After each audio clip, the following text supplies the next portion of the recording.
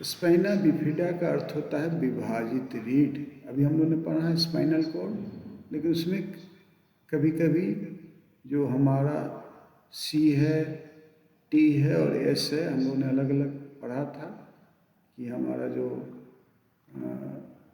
बताए थे कि हमारा किस तरह सेरिब्रल स्पाइन जो C1 से C8 तक होता है, और थोरैटिक स्पाइन जो T1 से T12 होता है, और लंबर स्पाइन जो L1 से L5 होता है, और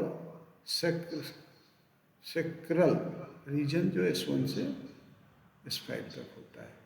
तो ये जो बीच में जो हड्डी है, इसमें कभी कभी जो एक दूसरे से जुड़ा हुआ रहता है, लेकिन कभी ये बाय बर्थ ये जो है विभाजित हो जाता है। यह रीढ़ की हड्डी और केशरुकाओं के विकास में खराबी के कारण होता है। ये जन्मजात स्थिति होता है, पहले नहीं होता है। स्पाइना बिफिडा जो है जन्मजात होता है।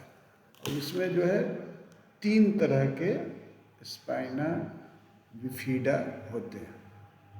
पहला क्या है? माइलोमेनिंगोलोसेले, ठीक है, माइलोमेनिंगोसेले सबसे गंभीर प्रकार है, जिसमें तंत्रिकाएं और रीढ़ की हड्डी सिस्ट में बाहर निकल, सिस्ट मतलब जगह हो जाता है। तो माइलोमेनिंगोसेले में क्या है? रीढ़ की हड्डी सिस्ट से बाहर निकल आता है, कुबड़ बोलते हैं, कुबड़ा। और इसमें क्या होता है? मेनिंगोसेले, दूसरा है मेनिंगोसेले, दूसरा है मेनिंगोसेले। इसमें मेनिंजेस और मस्तिष्क मेरुद्रव होते हैं, लेकिन रीढ़ की हड्डी समान होती है। और तीसरा है क्या? Spina bifida occulta. इसमें क्या है? जो सबसे हल्का रूप जो आमतौर पर लक्षण रहित होता है। इसको बहुत जानना जरूरी नहीं है, इसको पूछता नहीं, खाली हल्का जानना जरूरी है। और इससे रिलेटेड क्या होता है? जो स्पाइनल कॉर्ड से रिलेटेड प्रॉब्लम क्या होता है? एन्सेफेलोसेले, जो खोपड़ी में छेद के कारण मस्तिष्क और उसका द्रव जो बाहर आ जाना, उसको बोलते हैं एन्सेफेलोसेले। दूसरा क्या है? एनेसेफेली, मस्तिष्क का अपूर्ण विकास या अनुपस्थित को बोलते हैं। तीसरा क्या है? हाइड्रोसेफलस, मस्तिष्क मेरुद्रव जो है अधिक हो जाता है, सर बड़ा हो जाता है, तो होता है हाइड्रोसेफलस। ये कभी कभी पूछता है कि हाइड्रोसेफलस क्या है। नेक्स्ट हम लोग पढ़ेंगे मस्कुलर डिस्ट्रॉफी। हम ऊपर भी चर्चा किए थे, ये लोकोमोटर डिसेबिलिटी का एक पार्ट है। और इसमें क्या होता है? यह एक वंशानुगत रोगों का समूह है, जिसमें मांसपेशी धीरे धीरे कमजोर होती जाती है। और इसको 9 प्रकार के होते हैं मस्कुलर, अभी ऊपर पढ़े थे। डेविचेन है,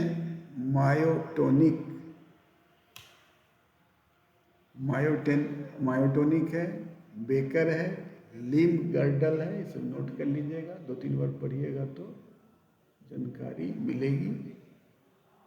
फेसियोस्कैपुलोह्यूमरल, जन्मजात ऑक्यूलोफेरिजियल डिस्टल एमरी ड्रेफस।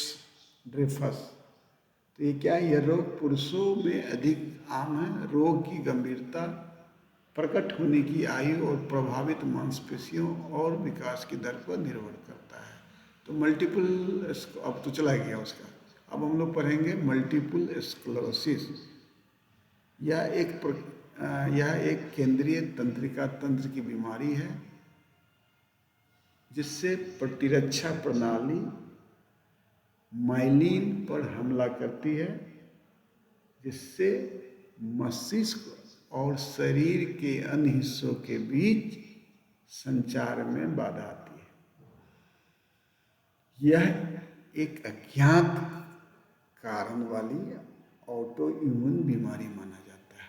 और इसके कारण क्या है? विभिन्न लक्षण उत्पन्न हो सकते हैं, जिसका हम लोग मल्टीपल स्क्लेरोसिस के बाद में भी इसको पढ़ेंगे।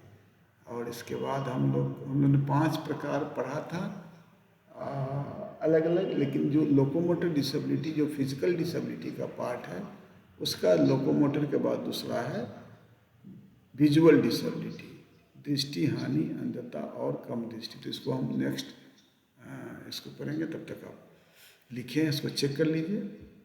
हम 30 सेकंड में फिर इसको स्टार्ट करते हैं।